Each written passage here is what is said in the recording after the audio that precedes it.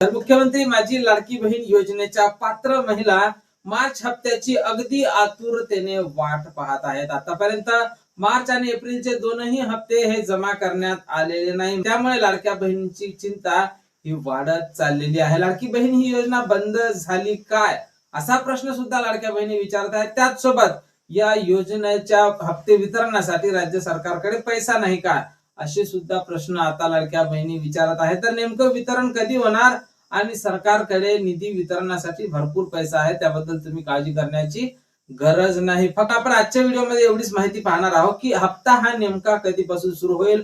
आज सोमवार आहे, आज 11 तारीख आहे. आज सुद्धा वितरणासंदर्भात तुम्हाला अपडेट येऊ शकते. तर पाहून घ्या या हप्त्याला विलंब होण्याचं खरं कारण म्हणजेच केवायसी दुरुस्ती हीच येत आहे.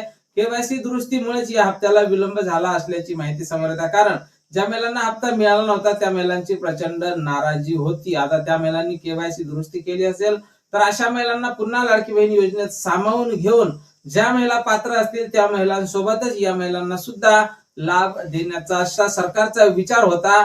त्यामुळेच या हप्त्याला विलंब झाला असल्याची माहिती समोर येत आहे. त्यानंतर आता अजून किती विलंब